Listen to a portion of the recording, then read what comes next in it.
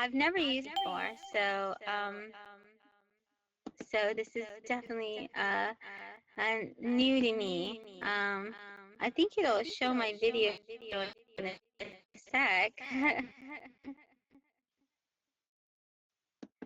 Okay, so it says I have a bad network, so I'm just gonna say hi real quick and then I'll get off um, because it doesn't look like it supports it that well. So you saw me for a quick second there. I'm gonna just go ahead and start if that's okay, because it looks like I'm not really sure how to use this software, so I don't want it to go crashing or anything on you. Do you want to talk and introduce me, or did you want to do this? I can talk, let people know about me as well. That's not a problem.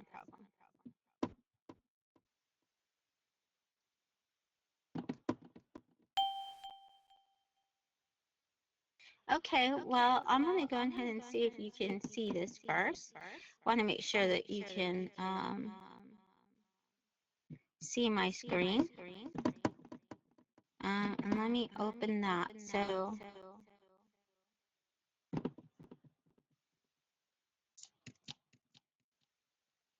unless it allows me to.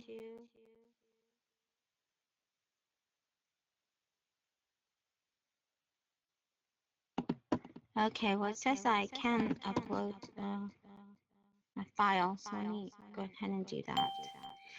To let you know a little about me, I am a teacher trainer. I organize free online events for teachers all over the world. I've been to 26 countries to train teachers around the world, and I often will take their classes, and I'll teach their classes. The last place that I recently was Croatia and Slovenia. I did a tour there, and I went ahead and I helped teachers in those that don't have a lot of technology use mobile devices and cell phones to motivate their students. I also run the founder of EdChat, which is one of the first teacher conversations online on Twitter, and I'm also the organizer for the Reform Symposium online conference, and you're welcome to attend. We have a big conference July 11th, 13th. It's free. It's through Blackboard, all the presentations, and you can even present if you like. Your professor will probably present. He has in the past. I'm really thankful that you have such a wonderful professor who introduces you to these different technologies and what people around the world do. So I'm very excited about that. This is almost uploaded. Yeah, excuse me. I've never used this platform before. It's very interesting. One of the reasons I like game-based education, doing a workshop on this at one point, is because with game-based education, it's motivational. And right now, there's students all over the world, and they go to school, and they hate going to school. They hate it because they think learning is boring and not engaging. And they don't think it really relates to them. And I think they're tired of taking tests. And I unfortunately, that's part of a lot of education systems worldwide. But what has happened is that because this reliance on the tests and test results, a lot of teachers think that that's what you have to teach with, and that should guide your instruction. But that's not the way learning works. And so with game-based learning, there's a lot of ways that we are able to engage our students. So hopefully now you can see the PowerPoint.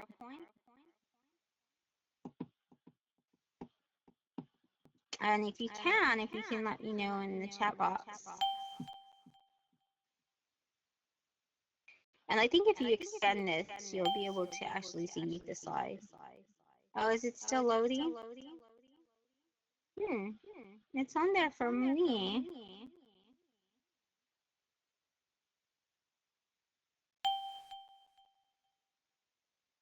Really? Then it must be. Oh, so it's good for you, Alvin. Yes, exactly. So I guess with some people, it takes a while for them to get the.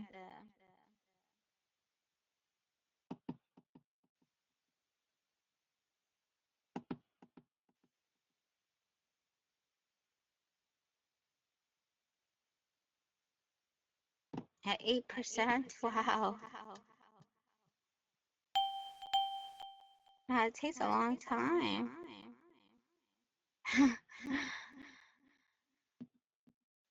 Well, the name of it is Get Your Game On. Um, I wish there was a way that you could actually.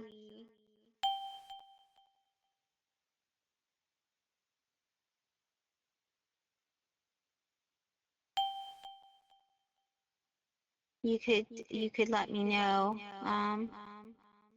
like a poll or something. So let me see if I can. Okay, so what we're gonna do is if you go to the top, and you go at the very, very top, um, it should scroll down with how you feel. It says my mood. And when you go to the mood, when you see the presentation, click the green. And that way I know. And when the majority have a green, I mean have the thumbs up, then I'll go ahead and begin.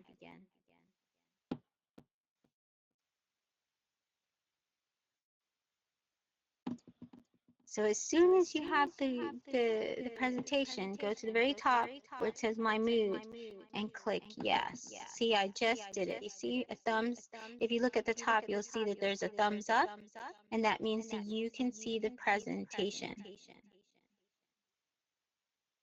So I need to know if Anton, and Camille, Charmaine, Francis, Josh,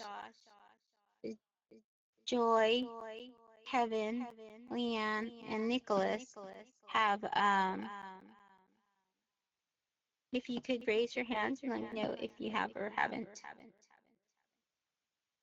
You don't see the presentation, then that would be helpful. I know you don't, Bea.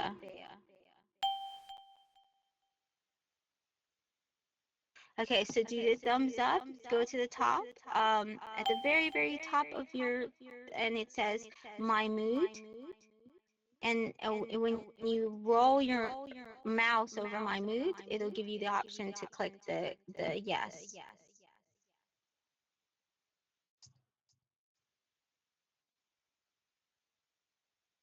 Okay, so we're waiting for Camille. Okay, good, good. We had another person. Thank you, Francis. I appreciate it. It's all of this is a learning activity, even for me. So it's great that Vassar comes and lets us know, lets us test these options out. And when you're working with technology and you're working with different theories, that's what's going to happen. When you're in the classroom, you're not going to be able, not everything's going to work as planned. And now the majority have it up, so we'll begin. But just because it doesn't work doesn't mean we stop the learning. We continue the learning. We find ways to do it. I really love this picture of the kids. If you look at their faces, you can see how motivated they are. This is the way we look when we play games. And a lot of theorists, including Einstein, and Mavlov, and a lot of learning theorists agree that whoever wants to understand much must play much. And they really believe that the best way we learn is through playing. And if you imagine yourself, when you were little, and you imagined playing with another as when you were 4, imagine when you were 4 or 5, or imagine when any kid that's your niece, your nephew, your cousin, If you go to a playground, you're gonna notice something. You're gonna notice that the kids, when they're learning, they test things. They pick up dirt. They make mud pies. They climb on the apparatus. They jump and they pretend they're in having adventures. And there's so many things that they do. And what do adults do? Do adults interrupt them? No, adults let them do that. And in the process, they're learning, they're exploring, and they're experimenting, and they're discovering things about the world around them. This is all play. And when you play, that's what you do. And it's fun and it's difficult, but it's also very adventurous. So what if learning in schools was like playing your favorite video game? What if it was just like playing a video game? And if you think about it, and in the chat box, if you can just type in, what are the games that you play and that you play, and what is your favorite video game? While I'm doing this, I want you to guess what is the group that plays the most games, the most video games, the the the, the most growing group of what age do you think they are? Okay, so you like playing card games. Do any of you play any video games? One of the games that I play a lot is I play Word with Friends and Scramble. Sorry, I didn't spell that right. Scramble. Um, it's on. Do any of you play any games connected to Facebook? Like Words with Friends? I play a lot of Words with Friends.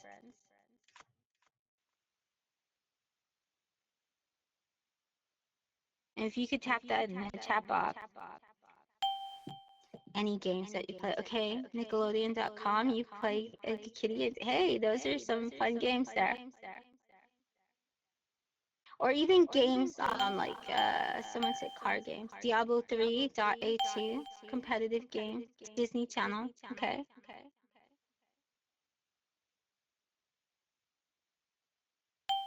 So a lot of us play games, Barbie.com. One of the things that you may be surprised is the person, yes, Monopoly, exactly. So I want you to think of those games. I want you to think of why you play them, why you spend hours playing them. And most of us have spent 3 hours, 4 hours, 10 hours, 20 hours, so many hours that computes to weeks playing a game. And Monopoly is a really good example, Jen Alice. When you play Monopoly, sometimes the game goes on for 3 days, and you'll sit there and you'll keep playing it. And why do you do this? Why are you motivated to do this?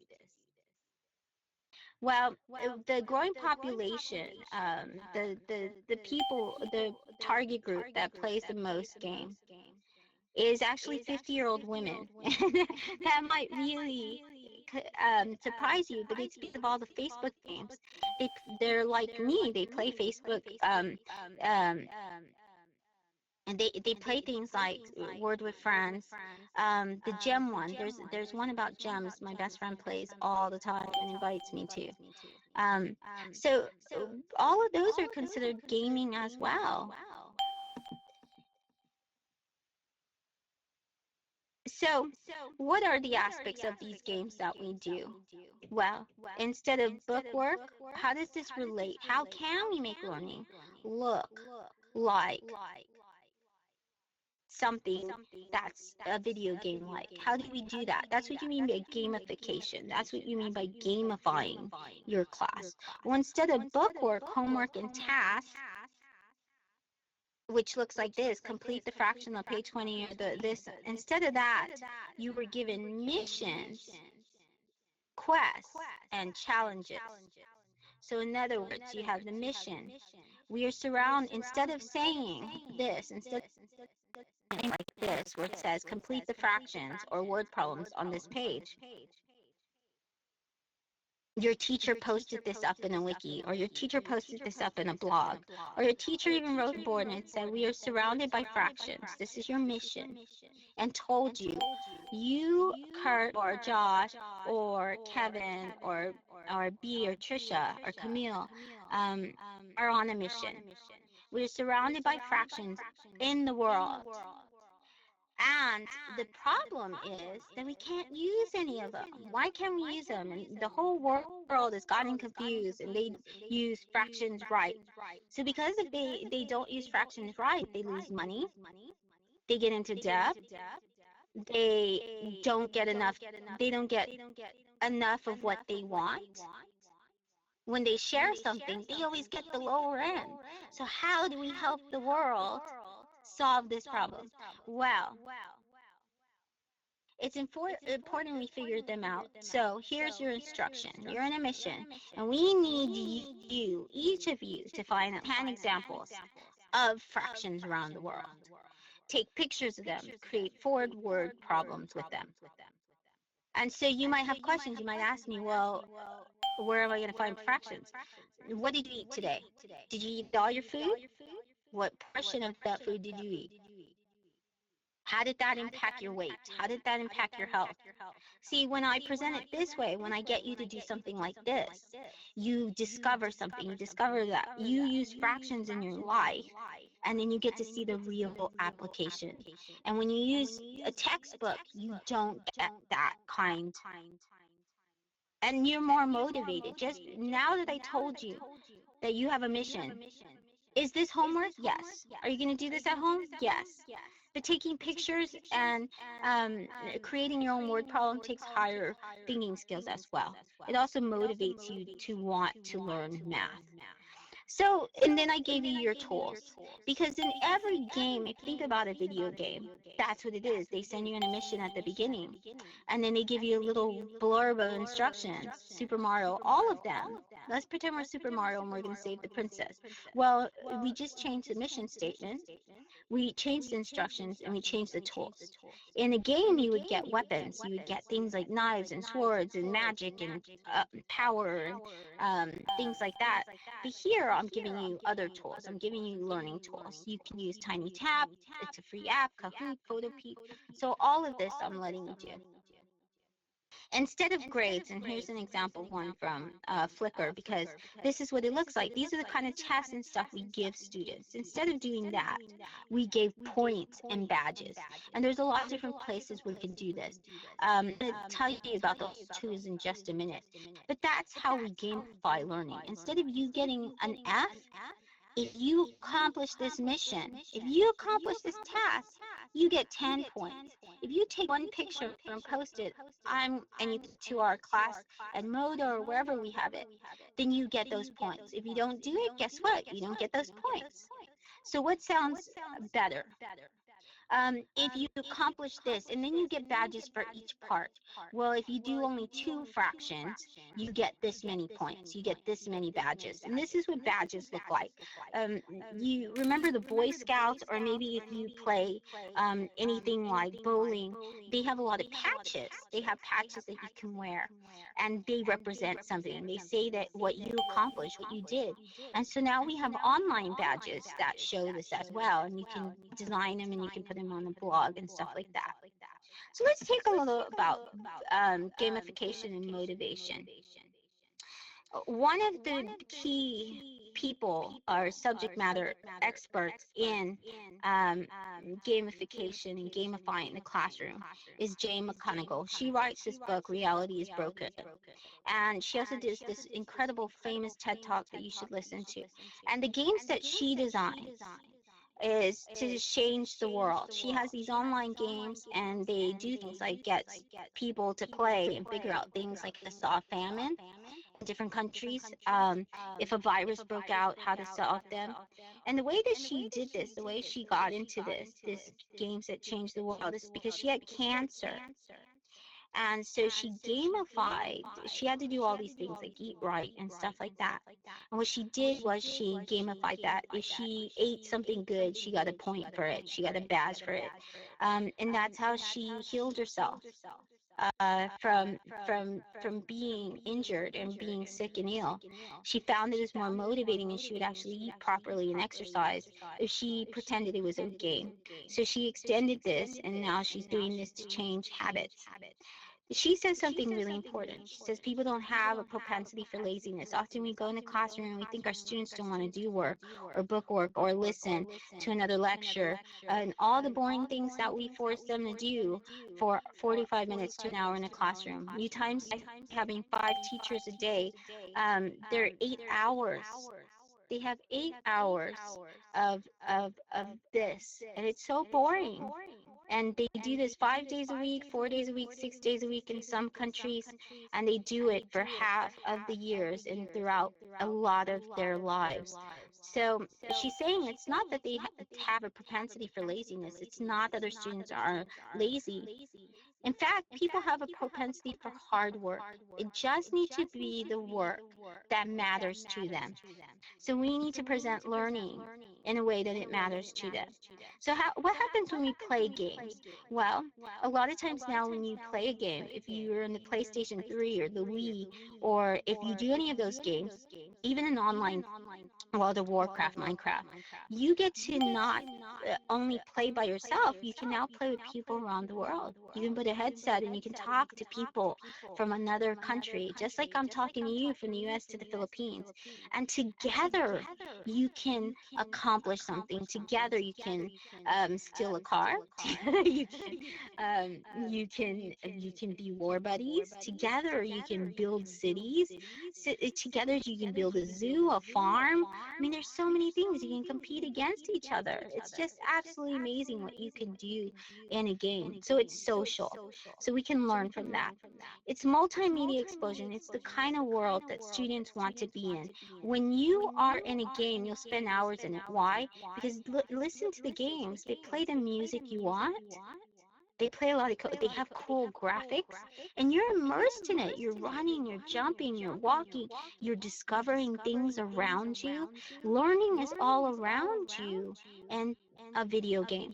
And one of the best things is you can keep playing, and if you fail the mission, if you spent 3 hours on a mission and you fail it, if you don't capture the princess, if you don't win that round, if you don't defeat the monster, it doesn't matter, because you know that you can do that level again. You can keep on trying that level for as long as you want. That's the kind of thing we need to do with our students. We need to give them this positive stress. And they learn that even though they fell, even though they didn't rescue the princess, it's part of the journey. They're okay with that. So these are the things we can incorporate in learning.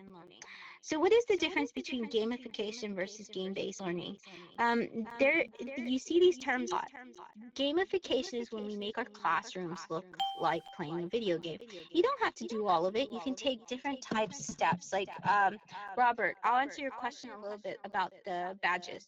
But the great thing about it is that you can take something and do something small. Like, let's say you just want to change from having grades to points, or you want to change to badges. You can just do that. So try it step by step.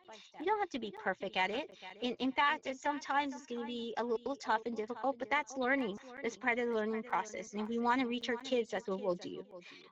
Game-based learning. Game-based learning is when you incorporate games as part of the learning. So if you want them to learn something, instead you have them do, like, there's Minecraft learning.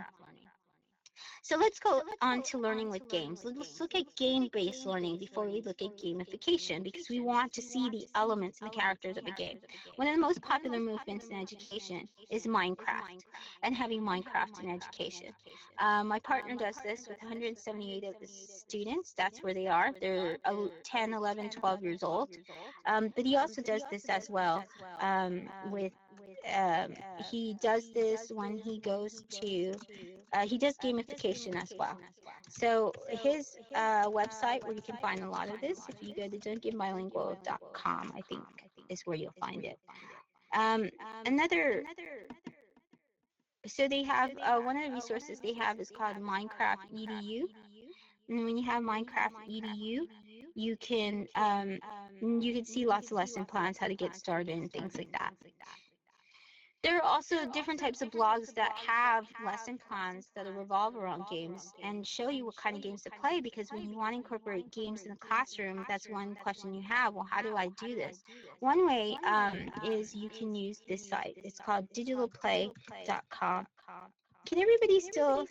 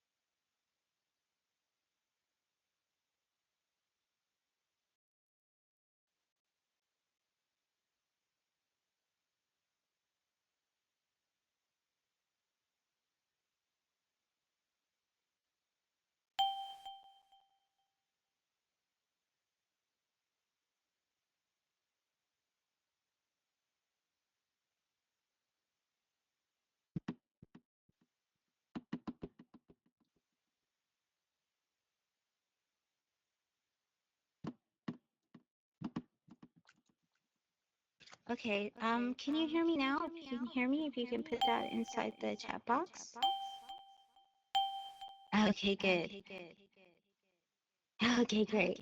Um, I think my computer isn't working well with this system, so sorry about that. Um, Let me go ahead and get that up for you. Okay, so a walkthrough. We were talking about walkthroughs last. So when you do a walkthrough, one of the things about the walkthrough is that you have them take screenshots of the game, and then what they can do is they can go and um, they can write down what they observe within the game. So if you look at this walkthrough, if you look at this particular lesson, and if you check the mark, it's in fact, I'll even put that in the chat box. But if you check the mark, it's bit.ly 1213 EPM. Okay, let me put that in. If you go there, that's a lesson on how to have them design their own walkthroughs. And what happens is this is a lot of reading and writing, you see?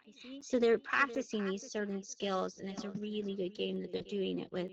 You can find a lot of young learner games, and by subject too, if you go to the Kindersite one. So kindersite.org is a place to find more games.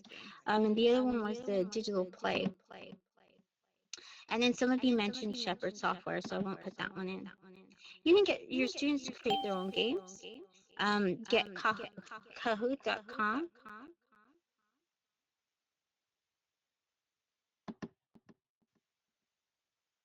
Oh, that is weird. No idea why you did that. I'm sorry. You'll be able to see the bookmark later. Maybe I just didn't do it right. But there's a no, it shouldn't have taken you there at all. So there's getkahoot.com. That's a great place that students can create their own kind of quizzes, and they love this. That's one of the ones that my partner uses with his students, and they make their own games. They can have pictures, and they time each other, and then they can play each other's games. It's trivia quizzes, so you can create trivia games. It's drag and drop, and it has a leaderboard, so it's has that part of gamification as well. You can use something like scratch.mit.edu, so the students can make adventure games. How do you grade this? You grade it with a rubric, and if you go to Scratch, it actually has a lot of rubrics and stuff for you as well. And then you can make some really cool, fun games, or see a bunch of them if you go to tinytop.it. So if you go to HTTP, and I'll give you all of these links and also the presentation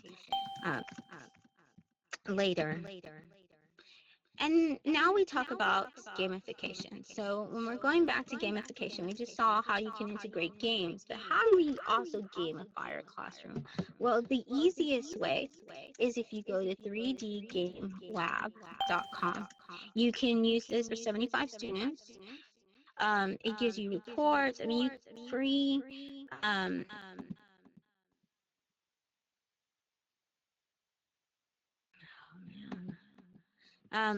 It has where they can create quests. It walks you through gamifying your classroom. So if you want to start, this is going to be the easiest way. If you get the basic one, and it's coming soon, and it's free, you can have up to 75 students. So you can try this with one of your classes, and it even gives you badges. You can create your own badges and everything. It does everything for you, even the grade, even the assignments, submission, everything. Because it takes a lot of time for us to create things, that the curriculum, to make it look like a game. So that's why it's so helpful. One of the people who talks a lot about gamification and has done a lot of presentations for my conferences that I like a lot, and you can find him on Twitter.com. He's Educator Ow. If you go there, you can find him and connect with him. But the great thing about Educator Owl is that he shows you what it looks like, that he's gamified his science class. And he shares with you so many different types of lesson ideas and lesson plans and templates.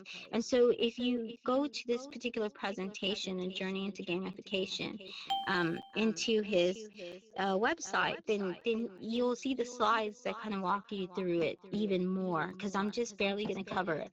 And this is what giving points looks like. It's usually like and this is what he got from 3D Game Lab. This is 3D Game Lab as well. And so when he does that, one of the things that it does is each assignment becomes points, and then at the end they have so many points that, just like us, with your university, you probably do a point system, and so many points will give an A, or when they're averaged out, so many points to B, C. And this is a great way your students will know, and then they'll resources approved, the time it took them to, it tells you the time. If you do it through 3D Game Lab, it'll tell you the time it took them. It tell you how many turns they took. And so you can even incorporate all that within the timing. Depending on how many points they have, it'll also give them the badge. Here, it lists all the badges the students have as well, and it tells them the conditions to get those badges. So here, one of the students had a readiness achieved. They got that badge, and they earned the XP of 10. And then this was the reason they got for the student to get this badge is they have to finish the orientation quest. So you can list the different types of badges for the different types of assignments that they have. And then the thing about 3D Game Lab is it also unlocks other things for them. So in other words, once they complete a level, they get to do fun things. And that's another part of 3D Game Lab.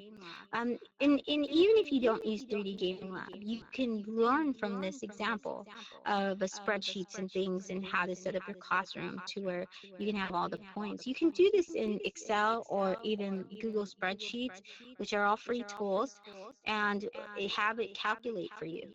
And when you're a teacher, you're going to have to do grading. And the thing is, grading takes a long time. Teachers will spend 1 to 2 to 3 to 4 hours a day grading. And when you put it in a spreadsheet like this into a point system, it's actually easier for you because you know that if you put the formula to calculate it, it's going to calculate it. Class teacher talks about gamifying education too, and she's on Twitter. You can follow her. She's Vicky Davis, but she's at Cool Cat Teacher. And she's done some really good things as well in gamification. And what she says that when you gamify education, there's a couple of things that you need to know.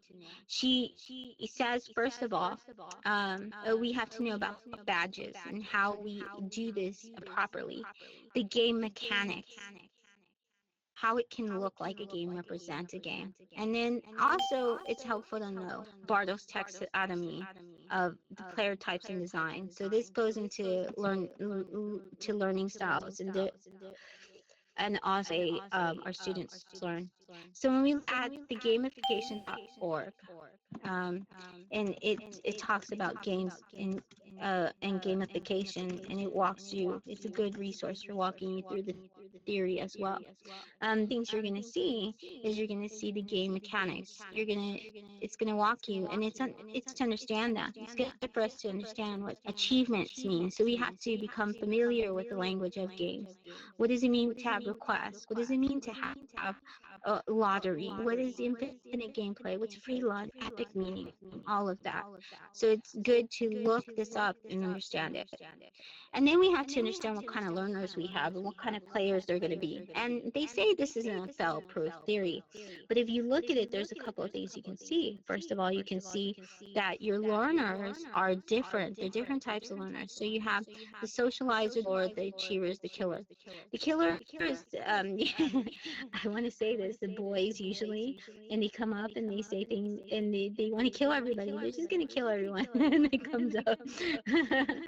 Then there's the explorer, the one that wants to climb, who wants to take every single mission and do them all because they're just adventurers. They're more like adventurers. And they do it just because they want to see what's happening and they want to see if they can accomplish it. There's the achievers that they're going to be really into, I want to get the level, I want to get points, I want to have the highest points.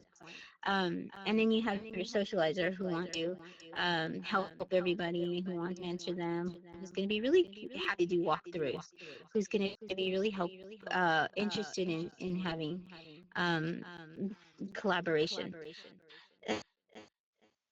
Jay McGonigal also says, she says, games are an extraordinary way to tap into your most heroic qualities.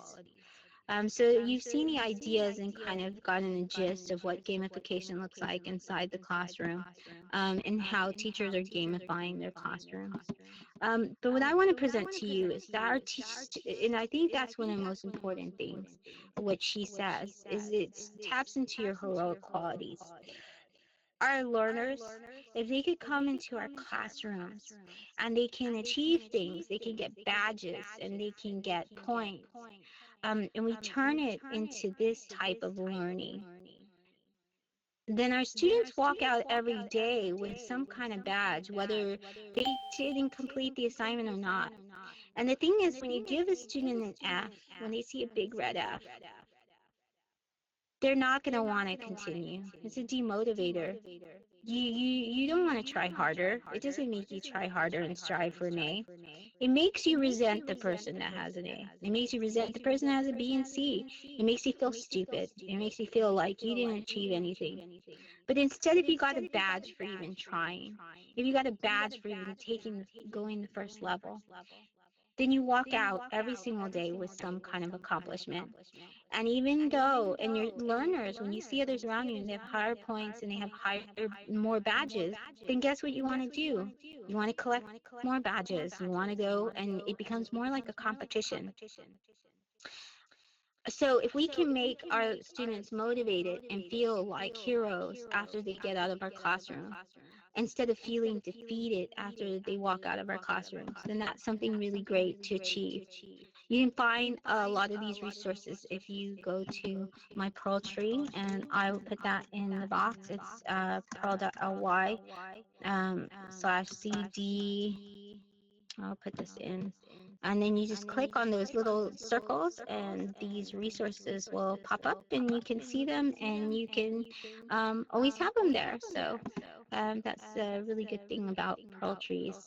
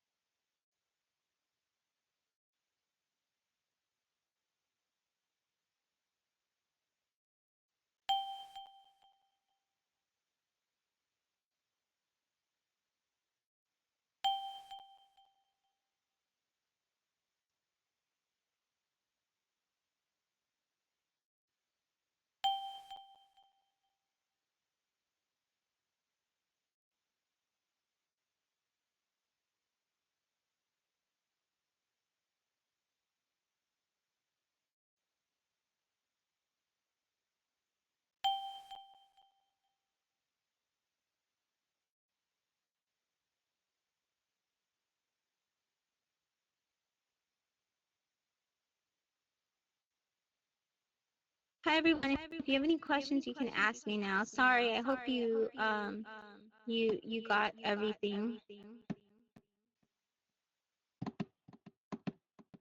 Hopefully you got the Listly and everything like that. Yeah, I know. I don't know why. I guess it just takes a lot of bandwidth, this particular type of thing. So hopefully you can hear me. And if you have any questions, you're more than welcome to ask me.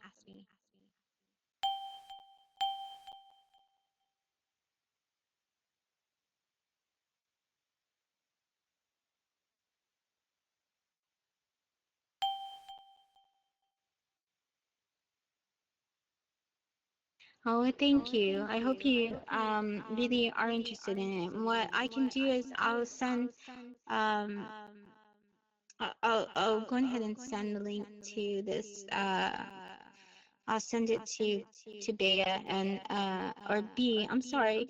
I don't know if I'm pronouncing that right. And so what I can do is I'll send you the via email the presentation, and then you can let me know. You're welcome. Well, I'm going to go ahead and let you go because things doesn't seem to be working well on my system. I'm so sorry for all of the dropouts.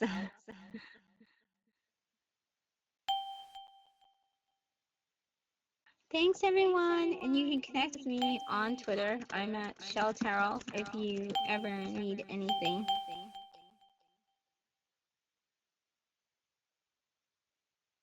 Bye, everyone. Thank you so much.